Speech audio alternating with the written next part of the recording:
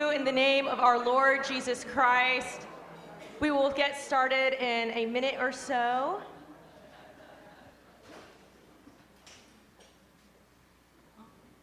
And I'd like to give a special welcome to those who are guests of the Kirk and give a friendly reminder that we have worship upstairs at 10:20, and it is a special morning that we are celebrating both Reformation Sunday and also the Kirk's 44th anniversary. And my name, oh yeah, we can clap for that. Let's clap for that. All right, my name is Reverend Molly Smirko. I am the Associate Pastor for Congregational Care here at the Kirk.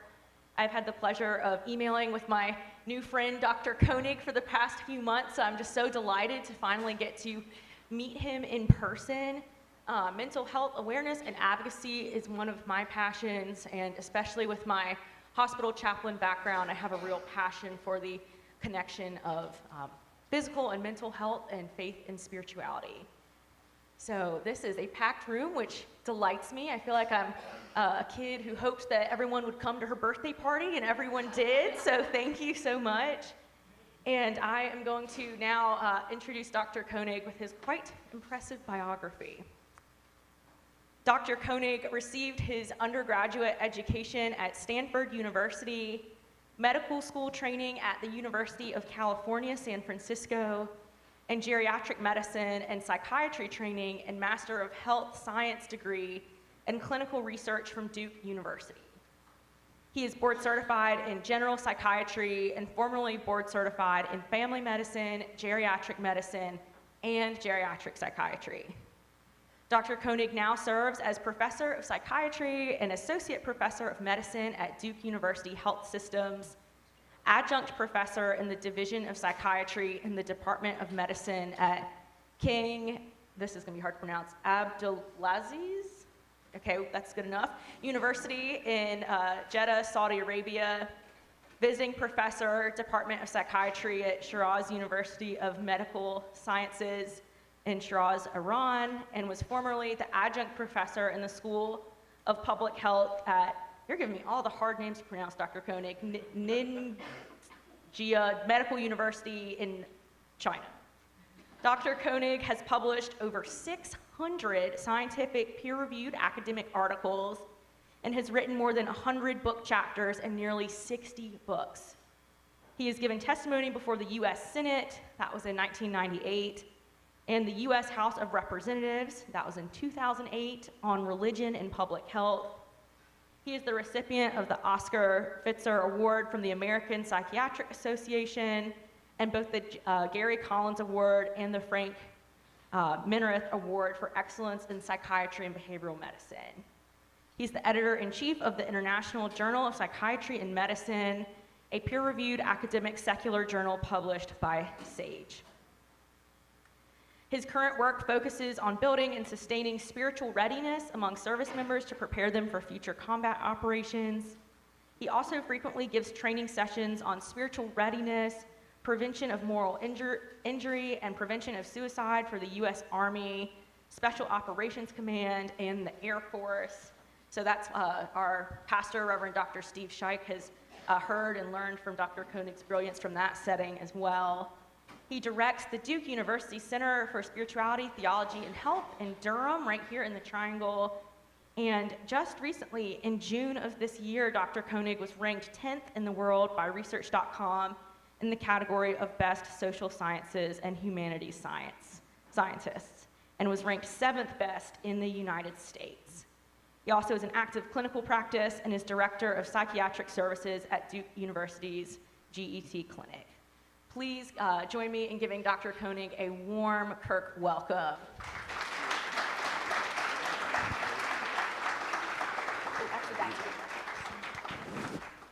Thank you all. Thank you all for coming in this morning. And it's exciting to see all of you here. I'm Harold Koenig, and my lovely wife, Charmin, would you mind standing up? Charmin is the reason why I've been able to do all of the things I've done. And really, she kind of keeps me in line, especially when I'm talking. So she's a key part of this presentation. Okay, so let me go quickly here. I'm going to cover a lot of ground. Can you all hear me pretty well? Okay, good, good. So I'm going to cover quite a bit of ground here. If any of you want a PDF of these slides, don't hesitate to ask Molly, because I think Molly has a copy of this, and she can email those to you. Okay, so I'm going to start right here. First of all, I'm going to talk a little bit about some of the negative things, like loss, change, stressful life circumstances. I know that many of us have encountered those. Then I'll talk about the emotions that often these changes in life and these losses cause. Then I'll talk about how people cope with loss, and then talk about the role of faith in coping with loss and change.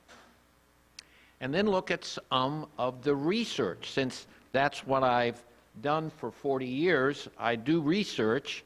I wanted to cover some of that research so that you could kind of see objectively more about how faith is connected to health and mental health. And then talk about how faith affects health. Then go into some further resources if you want to know a little bit more about this area. And I'm going to stop at 10 o'clock, and we're going to have 20 minutes of questions. So maybe write down your questions, or in fact, I don't mind if we do it so that you simply, when a question comes up, you can simply ask. Raise your hand, ask it, and I'll go ahead and answer it. And that way, you know, I'll talk until 10:20. I know your service begins at 10:30, so I want to respect that. So if a question comes up, don't hesitate to ask. I have about 100 slides here, though, I want to warn you. So, but if I don't get through all these slides, it doesn't matter. It's really kind of what you're interested in, and I want to be able to address, you know, your needs in this area. Okay, so most of us know about this high level of stress in society today. There's family stress, divorce, alienation from children and parents. There's financial stressors, political stressors, decreasing rates of happiness and satisfaction in life, increasing rates of depression in our country, despite the fact that we live in the freest, most, you know, wonderful country in the world. There's sky-high rates of increasing anxiety, especially among young people in the population. There's increasing rates of alcohol and drug abuse and addiction. Part of that has to do with a declining level of religious involvement that we're seeing now in the U.S. There's increasing rates of crime, murder, delinquency. If you just turn on the TV, you know, WRAL, the first thing that comes up is a list of murders that have occurred, you know, including 7 in one day, I think it was, you know, last week.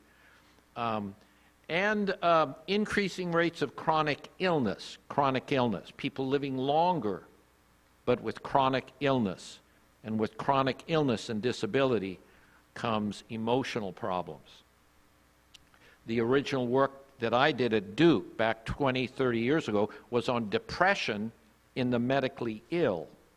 So some of our research was the first studies looking at rates of depression and treatments of depression in the medically ill. So that's always been an area of interest for me. So what are some of the emotional reactions to all of these stressors in society and in our individual lives? There's grief, shock, denial, anger, bargaining, depression, acceptance. I don't know about you all, but we have been encountering people that have been dying that we've known for many years. You know, I mean, sometimes kind of like young people, like in their 60s, and even before that. But suddenly, you know, We just had, I had a colleague, a friend in the church I talked to one week on Sunday. Next week he had died. He was like 64, just getting ready to retire. And to me, that was like a shock. But then other people that we've known. So in any case, depression. So depression can either be brief and very transitory, or it can be severe and lead to suicide. And a lot of the depression that we see, about 40% of depression is genetically transmitted. So, you know, different people have different vulnerabilities to depression simply based on the genes that have been passed from generation to generation. And then, of course, there are adverse childhood experiences that people go through that influence their vulnerability as they get older as well to depression and other emotional conditions. And then there's hopelessness.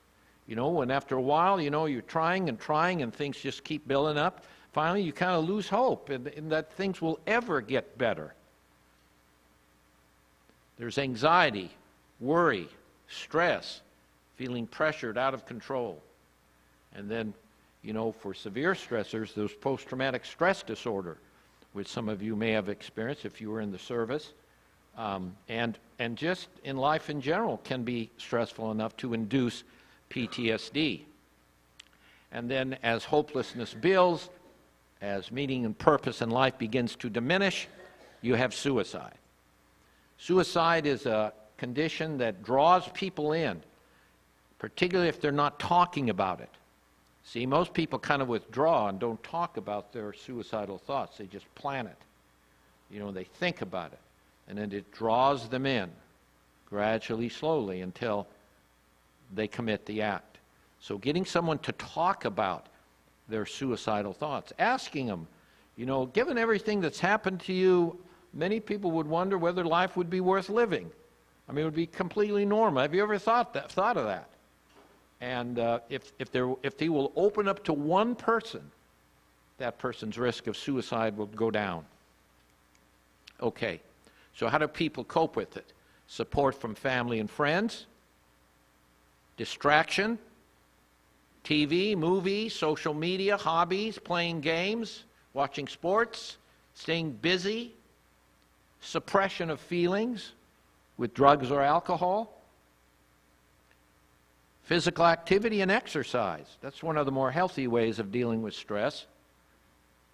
And then there's religious involvement. Prayer, scripture reading, attending religious services, volunteering for religious reasons in the church. Now, what about religious faith as a coping behavior? Many people turn to religion when things get rough.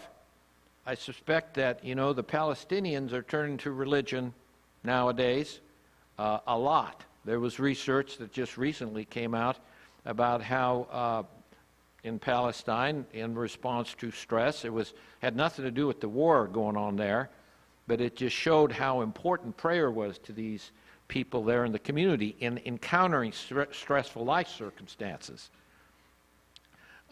It's used to cope with common problems in life, including loss and change and health problems. Religion is often used to cope with things that involve uncertainty, fear, loss of control. You know, when we've tried everything, it doesn't work, you know, and then we turn to God.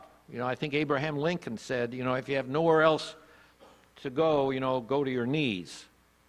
And that's what we do. That's what we do. When we feel out of control, nowhere else to go, nothing else to do, then we turn to God. And, you know, anyway. Now, we don't really control much of anything when you think about it. Just think about that for a second. How much do we really control? Think about your heart that's beating in your chest. Are you doing anything with regard to that heart? But if it stops, it's all over.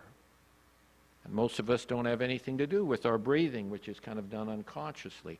Or all of the physiological functions that are going on. We have no control whatsoever. We're just here. We're just here. Religious faith, does it help? So let's look at faith and mental health. Depression. Depression is really one of the most disabling disorders in the world.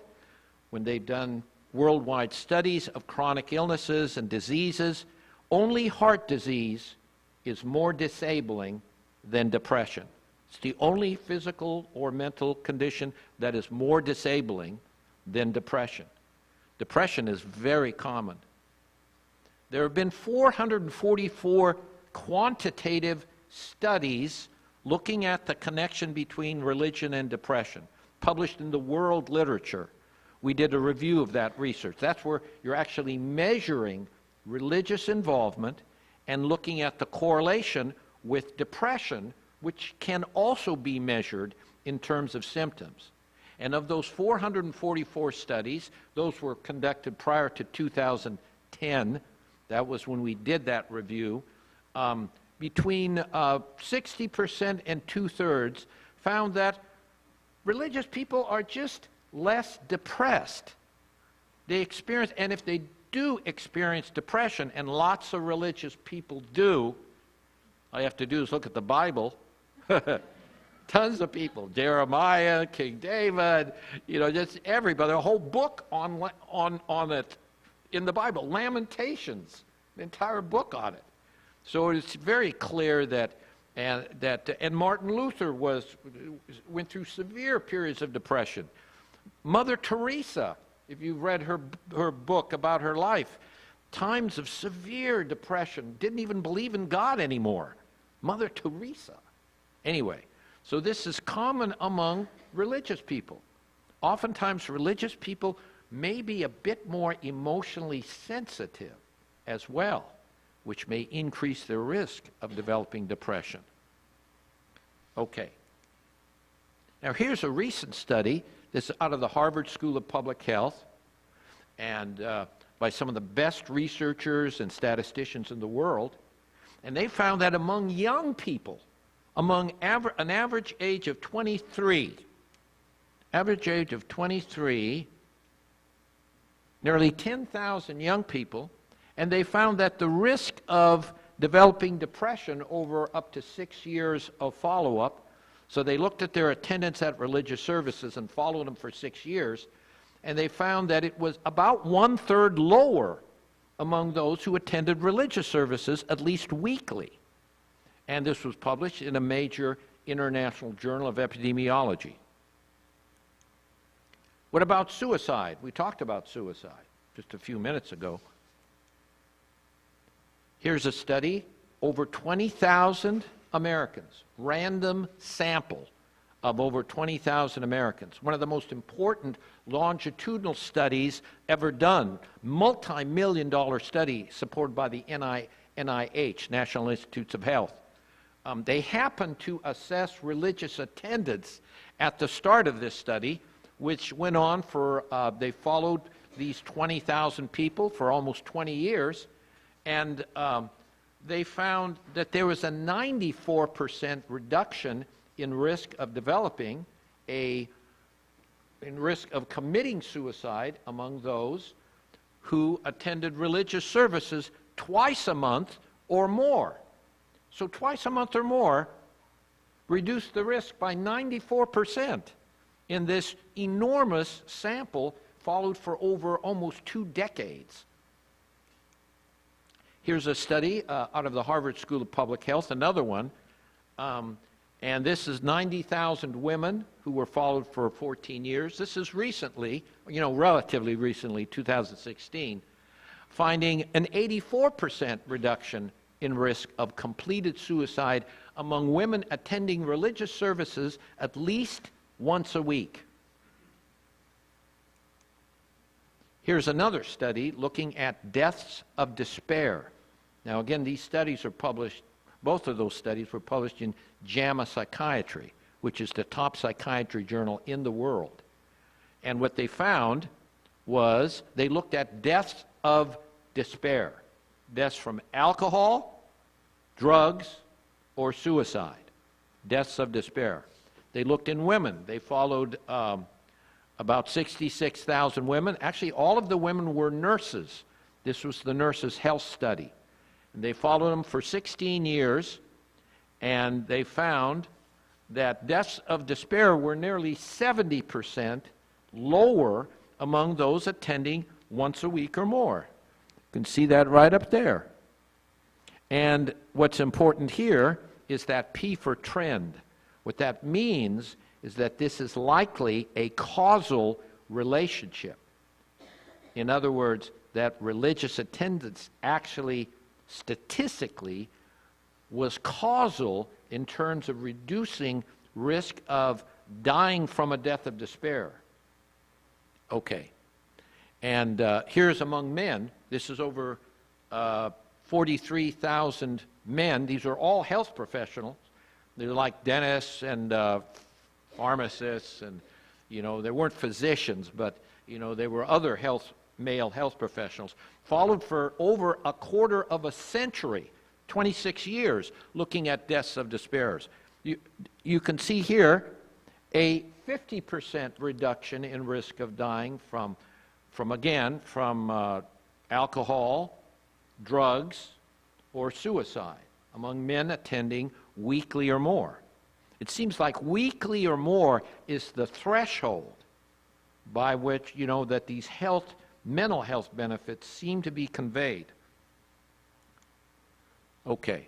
Now, what about the other side of mental health? We've been talking about negative things like depression and suicide and, you know, those kinds of things. What about the positive side? What about happiness?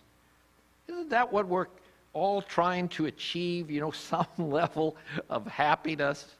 We're just trying to be happy, trying to be, you know, be satisfied with our lives, develop life satisfaction and things like that. Well, religious people overwhelmingly, at least in 80% of the research that's been published in the peer-reviewed academic literature, nearly 80% find that religious people are just happier. They experience more positive emotions. Some of you might wonder about that, but believe it or not, religious people do indeed experience more happiness than those who are less religious, based on the best research that's been published. And there were 326, and again, these are all studies that are objectively measuring religious involvement and well-being, and then other scientists are reviewing the methodology, and they're approving these papers for publication in these academic journals. Okay. Meaning, purpose, hope, optimism, all significantly higher among those who are more religious. Greater meaning and purpose in life. Between 90 and 100% of studies show that people who are more religious have more meaning and purpose across the lifespan. Across the lifespan. They have greater hope in 3/4 of studies and more optimism in more than 80%. Just more optimistic about the future. Now, by the way, having more meaning and purpose in life, having hope and being more optimistic, that has a lot to do with motivation to recover when people get sick. If people have meaning and purpose in life, they're hopeful, they're optimistic, they're going to work harder to get better if they get sick. If they have a surgical operation, if they have to rehabilitate, they're just going to work harder as opposed to somebody without hope, without meaning. You know, they're ready to give up, not work hard in rehab to get better. But those with that meaning and purpose and hope are simply going to do better. And they're going to recover more quickly. What about health behaviors? So religious people don't drink as much, as though that does mean they don't drink, but it does indicate that studies show, now most of these studies were in young people, typically college age, high school, and Of course, that's the age when these addictions begin to establish themselves, is during those young years. That's when people become addicted to alcohol and drugs. Then it affects their entire life.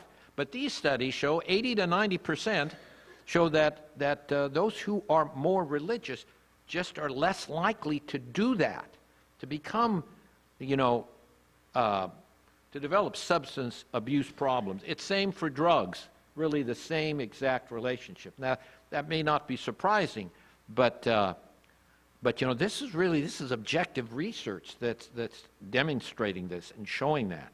And it makes sense, too. It's not like it's just doesn't make any sense. Because if a child is raised in a religious home, and if they're more religious, their peer group is going to be a healthier peer group. They're going to be checked on more likely. That parents, when they come in at night, they're part of a religious family, mother's smelling their breath. Have you been smoking? What is this? I smell alcohol. And then you're grounded. You're not going out with those guys anymore. So that's affecting health behaviors in young adulthood that is going to affect the rest of their lives. So religion really is making an impact here that most people underestimate. Most people have no idea of the research I'm showing you here, simply because for some reason it's not getting out in the churches. That's why I decided to send out this email, to like 300 local pastors in the community. Because I thought, this is important information. People need to know about this. They need to know about the role that faith plays in a person's mental health at a minimum. And we'll go on. This is not the only work that, religious people are more active. They're more likely to exercise, believe it or not. Just getting here today, what did you have to do? You had to, get up out of bed fairly early. You had to take a shower. Put on clothes. You had to drive here, walk from the parking lot. All of this is activity. This is good for you, believe it or not. So anyway, now there are some activities that religious people are less likely to be engaged in, and that is, sex outside of marriage, multiple sexual partners, and all of this has effects on health, physical health as well. Now there is one problem among the religious, and that is weight. See? Unfortunately, religious people weigh more than those who are less religious. So, anyway, those potluck suppers. Be careful. Okay.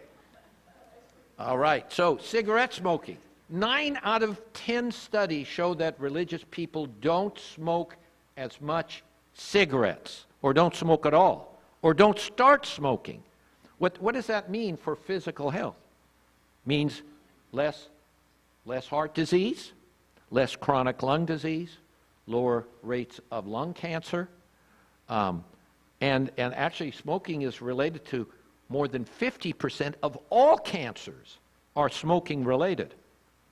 And if religious people are less likely to do that, many physical health problems, including chronic illnesses, are less likely. Let's see about that. But let's look at social health first. Religious people simply have more friends.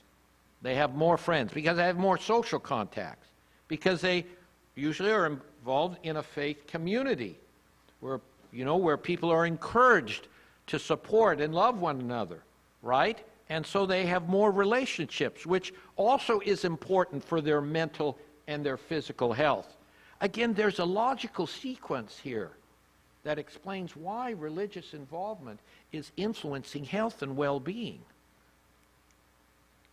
Delinquency in crime is lower, not surprisingly, and young people actually do better in school if they're more religious or raised in a religious home. They have higher grade point averages, more likely to graduate from high school, more likely to go to college. In actually 10 out of 10 studies that looked at that. Virtually every study showed that. Also, there's greater marital stability. There's greater marital satisfaction, less spousal abuse, and more likely to have 2 parents in the home, raising a child in the vast majority of studies. This was, again, the Harvard School of Public Health looked at this 14-year follow-up of 66,000 nurses. They looked at, these were all, nurses who were currently married, and they looked at their attendance at services. Then they followed them for 14 years. They looked at who separated and who divorced among those 66,000. And they found that women who attended religious services at least once a week were between 40 and 50% less likely to separate or divorce. So attending religious services together seems to make a difference as well in terms of marital quality and marital satisfaction. Now, this is just a model that kind of tries to explain how religious involvement influences a person's mental and social health. Now, you don't really have to, see this because, it's kind of small print and it's a complicated diagram. But basically, religious involvement affects mental and social health from birth onwards until death. And in fact, there's even evidence that religious involvement is affecting mental and social health before birth. And not only that, before conception. Now think about that. Before conception. Because the quality of the sperm and the ovum is influenced by health behaviors.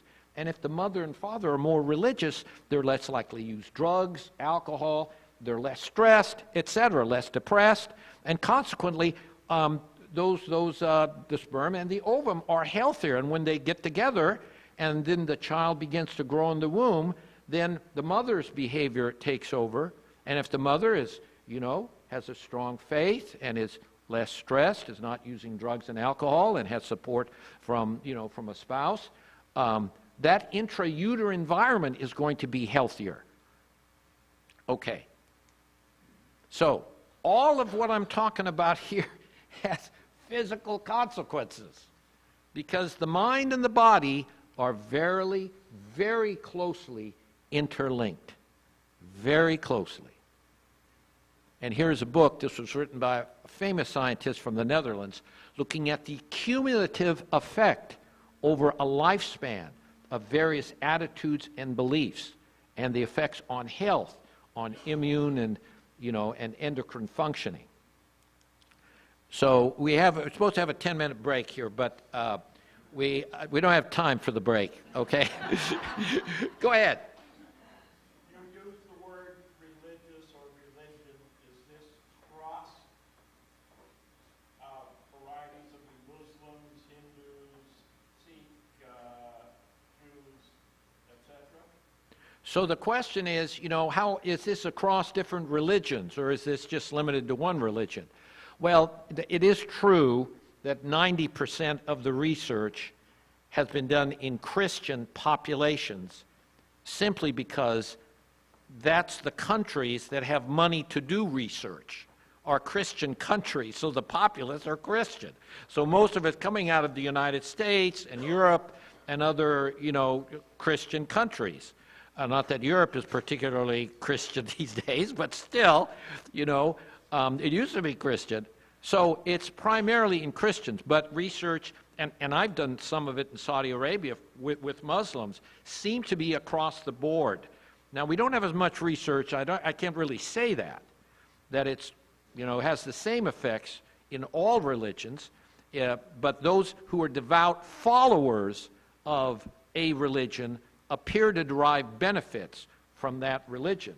Now, is there something special about Christianity? That's a big question. Is there something special about the nearness of God in Christianity? God coming to earth as a human, etc.? We don't, again, we really can't compare religions. When you do a research study, there are just too many complicated factors. It's just, you just can't compare them. It's just hard because of social, cultural factors, and being a minority religion affects their health, etc. Now, there is a question. Yes? I noticed that the study that you referenced is published in 2012. It means the data has been collected at least 5 more years before that.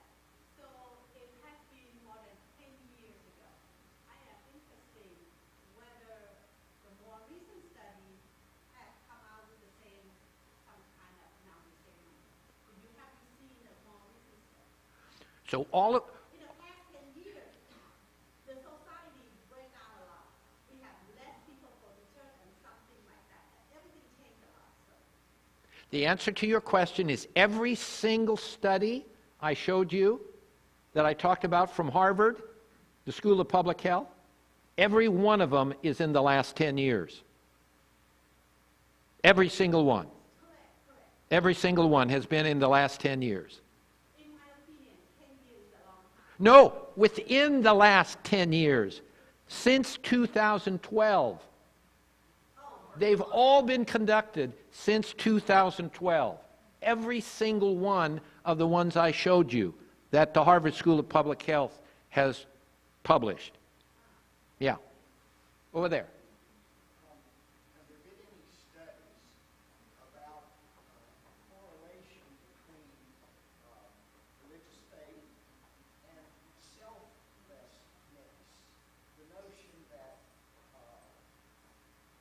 I am not the center of the universe, that there's another power, that there's a higher power. Has anybody looked at that aspect of it? Well, kind of. When studies look at volunteering, which is kind of an indicator of selflessness, volunteering or giving money to the church, another indicator of selflessness, you find very consistently that religious people are more likely to volunteer, more likely to give money for different causes. It's not exactly answering your question, but it's getting close to it. You know, if you're spending your time and your resources on helping others, that would suggest that you are not quite as self-centered, right? Yeah. So in any case, that's that. Okay. So good questions. Yes, in the back. With COVID, we had a couple years where people weren't going to church in person, and a lot of people, depression went up, you hear, and suicides went up, and how did all that affect these numbers? Yeah, you know, we actually looked at the difference between online attending religious services and in-person attendance. So this was the first study ever to have looked at that. We looked at it, and we published it. And we found that the health benefits of religious involvement are only for on-site attendance. Only if you're showing up in person in church, you're going to derive health benefits. Now, I do have to say that I had some questions about the research. I didn't do the research. I was part of the team, but I wasn't the leader of the team.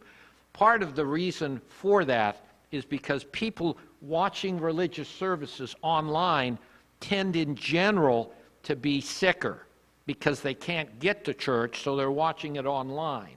So that's part of the reason why this was a cross-sectional study, why we found that only the health benefits were derived from in-person attendance. But others have also found that the benefits are greater with in-person attendance, although they do accrue as well with online attendance. So, you know, doing it online is okay too if you can't get to religious services. Yes? Is it cumulative and lingering? I'm thinking of the elderly who maybe can't get to online services and can't, I'll repeat it. Is it cumulative as well as lingering?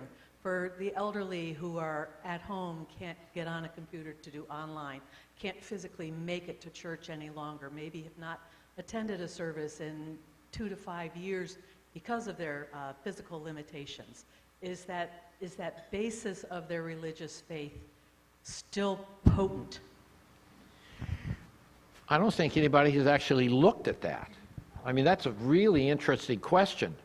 To what degree does it extend among those who are no longer able to attend or even watch online?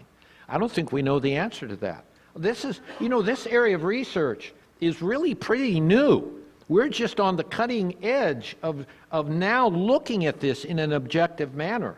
So that question truly has not yet been answered. There is no question, though, that stopping involvement in a religious community is associated with worse health. Now, again, we don't know whether it was the health that was driving it or what, but you know, that's an important question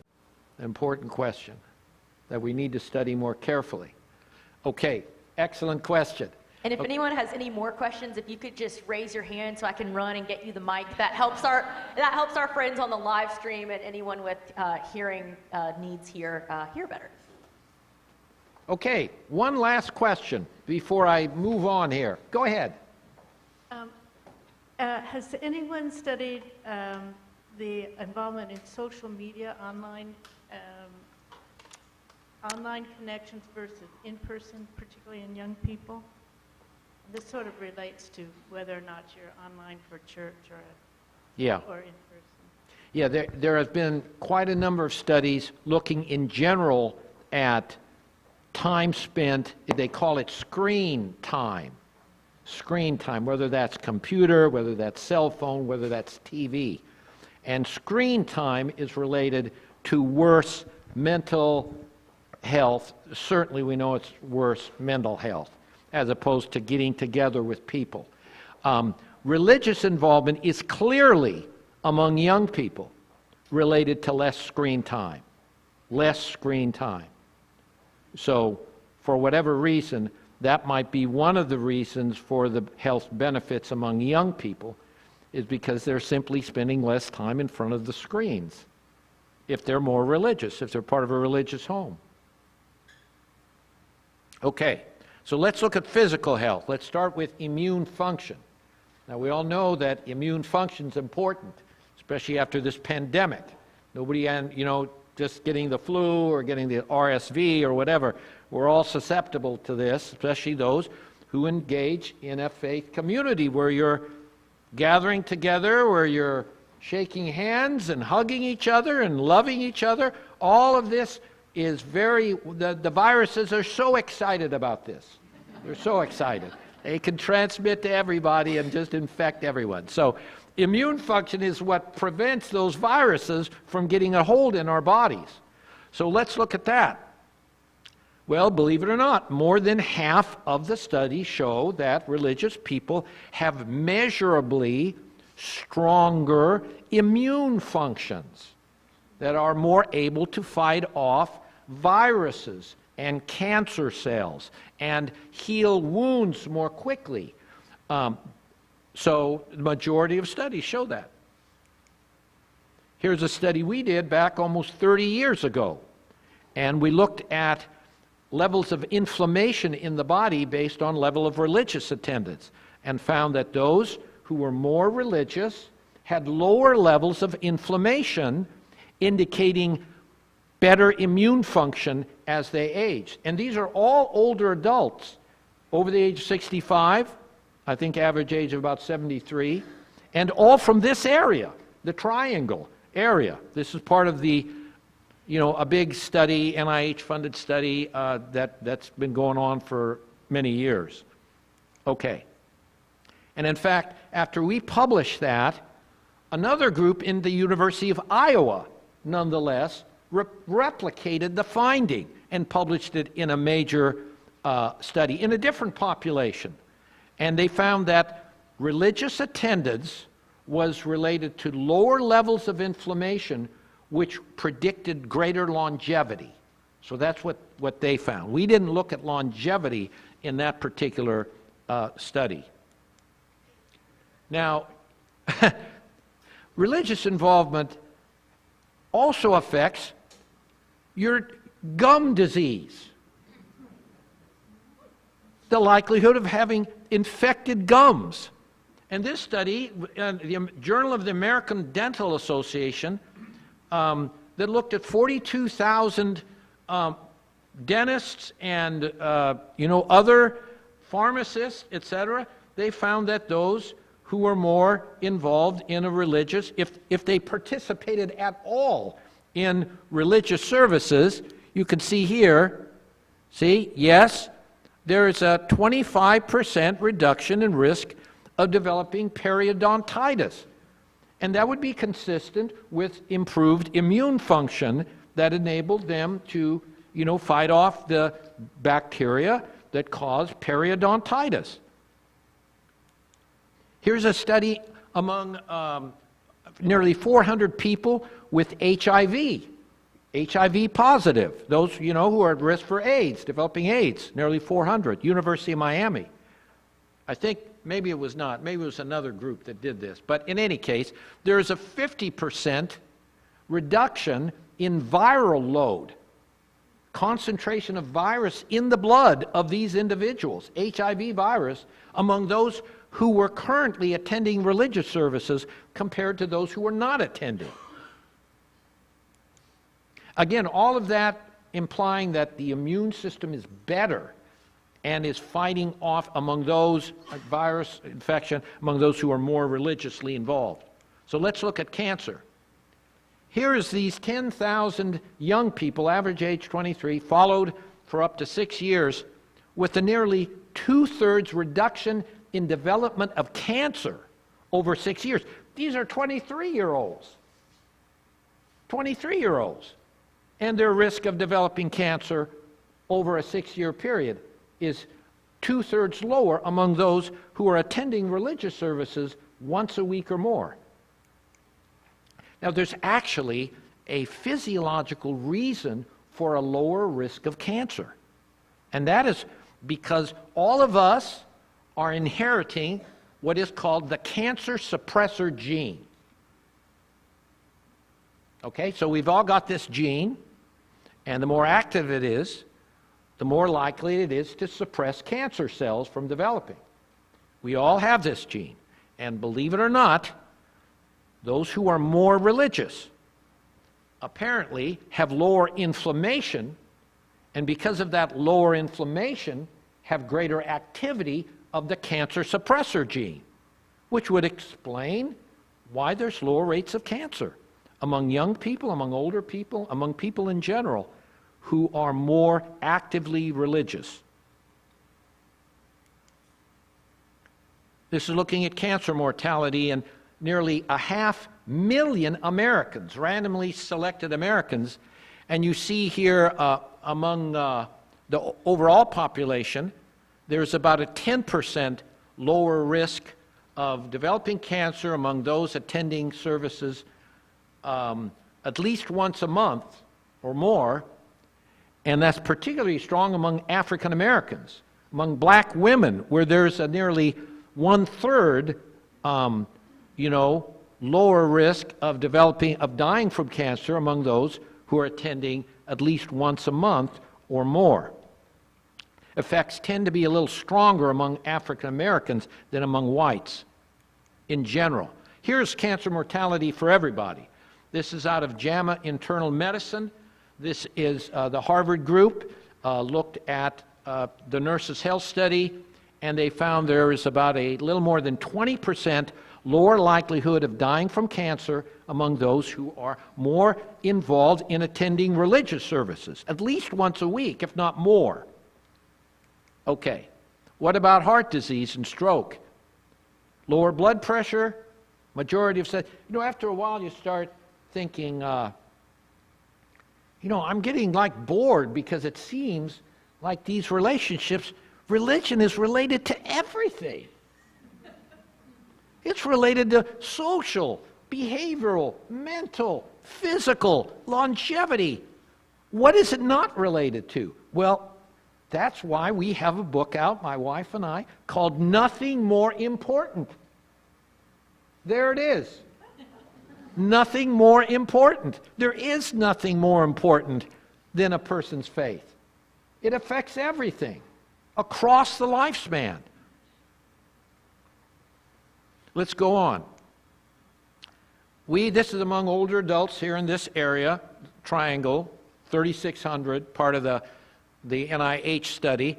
Those attending services once a week or more and praying or reading the Bible once a day or more were 40% less likely to develop diastolic hypertension.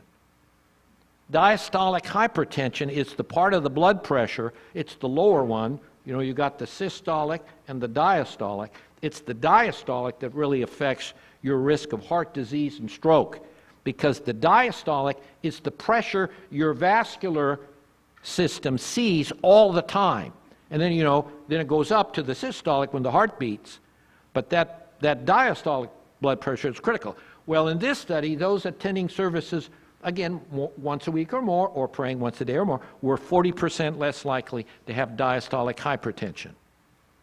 This is again out of the Harvard group. Actually, the Harvard School of Public Health, the top public health institution in the world, has a small center that they've developed where they're turning out these papers in the last 5 years, paper after paper, showing health benefits of religious involvement. Here is among 44,000 nurses looking at the development of high blood pressure, finding a 10% reduction in risk of developing high blood pressure over a 12-year prospective time frame.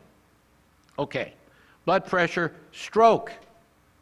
So church, this is out of Yale University study. It's an older study, but it looks at the frequency of religious attendance and risk of stroke, 6-year follow-up. Again, older adults. And notice here that the highest rate of stroke is among those who aren't sure about whether or not they want to attend services or not. These are the inconsistent attenders. See that? Those once a week or more are the lowest. And then it goes up as attendance decreases. But it seems like this inconsistent attendance is particularly puts people at risk. Just something to think about.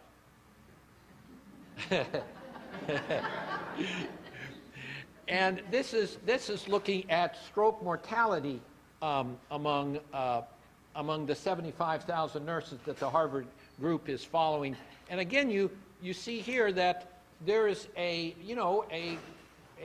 1/3 to 1/4 reduction in risk of dying from a stroke among those more actively involved in their religious community. Now here's a study in Jews, and there was a question over there where you're asking, is it if you're a devout Jewish person and you're attending synagogue regularly, this is 10,000 men in Israel followed for 25 years looking at deaths from coronary heart disease. And lo and behold, even after taking into account blood pressure, diabetes, cholesterol, smoking, weight, and baseline heart disease, there was a 20% reduction in risk of dying from a heart attack among these Jewish men over that 25-year period. Now, this just looks at heart disease mortality. This is part of This is looking at deaths from heart disease. The Harvard group looking at this across the U.S. population. Well, among nurses, again, they're seeing about a 1/4 reduction in risk of dying from cardiovascular disease among those attending services more than once a week. So they're actually showing there's a gradient of effect. The more you attend, the lower the risk of dying from cardiovascular disease. Now, if any of you, have open heart surgery or are going to have it, time to become religious if you're going to have it. Okay? Time to start going to church, because there is a 14 times greater mortality after open heart surgery among those who are not involved in a religious community and are not using their faith to help them to cope. That's a 14 times. This is out of Dartmouth in New Hampshire. Anyway, overall longevity. Let me just summarize it here and say that people on average, whites, live on average 7 years longer if they are attending religious services at least once a week compared to those who never attend. If you're African American, the life extension is 14 years. So the average age of death of an African American in the United States is 66, compared to 80 among those who are attending services once a week or more. So that's a 14-year differential based on a national random sample. Again, the Harvard study, this is a 1/3 reduction overall in mortality during this, I think it was a 15-year follow-up among those attending services, again, once a week or more with the gradient of effect. Prayer. Does prayer make any difference? Let's look at prayer. These are the survival curves for those who prayed daily versus those who rarely prayed or never prayed. And you can see here, this is cumulative survival.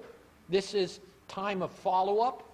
And those who are living longer, who are surviving longer, are those who are praying every day. Every day. And look at this curve. This is the effect of praying for other people. So the effects are even greater. Look at the survival curves for those who pray for other people versus those who don't pray for other people. The survival curves are substantially more separated. So pray for yourself and pray for other people too, if you want to maximize your longevity. Now, I know nobody here is concerned about this. Memory. Your memory, right? Right. Well, I bet you that some of you are. And if you're more religious, you're going to retain your memory longer. That's what the studies show. This is what this study, look at this study. This is among Alzheimer's patients. Alzheimer's patients who are more involved in religious community activity, or actually, this was looking at, I think, frequency of praying. There was a 7 times greater risk of declining in their memory among those who had low religious involvement compared to those with high involvement. Yeah. Okay. And episodic memory, this is a 12-year study of 1,100 adults over the age of 50, by the way, shows that episodic memory appears to be retained longer among those who are more. Actually, the effect is only present for prayer, not for meditation in this particular study. So meditating didn't affect the episodic memory, whereas praying to God did. Physical functioning. People who are more religious retain their physical functioning longer because they're more physically active and because they're generally more healthy and they're more likely to get out and do stuff. Now, Parkinson's disease. This is a recent study. This just came out. I don't even think it's out yet. Yeah, I think it's probably out this year. This is a study of 10,000 people in the United Kingdom and in the United States who were followed for average 17 years. There's a nearly 10 times greater risk of developing Parkinson's disease among those who indicate that religion is not at all important in their life compared to those who say it is very important. A 10 times greater risk. Okay, so how does this all work? I'm winding down now.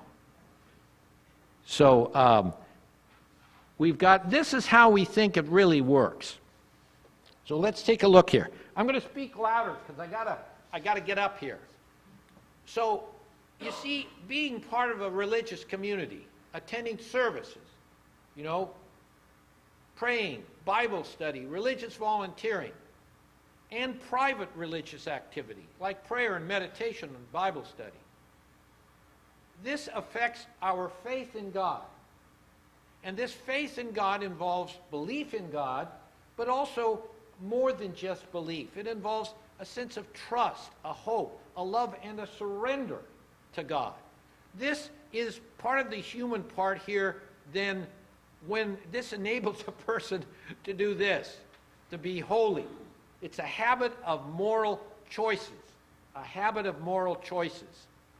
And the way Oswald Chambers said it, he said, unsullied thinking of the mind, unsullied talking with the tongue, unsullied walking with the feet, resulting in a habit of moral choices. That is what Oswald Chambers says, God is actor. But it just so happens that an unintended consequence is that we are happier, have more meaning and purpose in life, virtue and character, better social relationships, better mental and physical health, and even financial and material stability, or at least contentedness, being content with one's financial state. And that's what's called human flourishing. All right, so if you want to, if somebody says to you and you say, gosh, I heard this lecture from Dr. Koenig, and they start challenging you, and they say, well, you know, this Dr. Koenig, he might be biased because he seems like he's kind of a religious guy himself. All you got to do is hand him this book. Now, it only costs $200.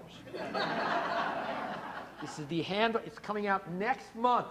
It's by two co-authors from Harvard, from the Harvard School of Public Health, and from the medical school there, and myself have written this book. It's the 3rd edition of the handbook. It's got all of the best research in it, and it's the highest quality of research, that's been done. And here's that little book I was telling you about. The final. Only $7. That's $7. Okay. 200 versus $7. Okay. So here's my final word. Then I'll shut up here. In the Bible, and this talks about the various challenges that we all are facing, the losses, the changes, In the Bible, clouds are always connected with God. Clouds are those sorrows or sufferings or providences, with or without our personal lives, which seem to dispute the rule of God. It is by these very clouds that the Spirit of God is teaching us how to walk by faith. If there were no clouds, we should have no faith. The clouds are but the dust of our Father's feet. The clouds are a sign that He is there. What a revelation it is to know that sorrow and bereavement and suffering are the clouds that come along with God. God cannot come near without clouds. He does not come in clear, shiny. Okay, so that's it. Thank you. Sure.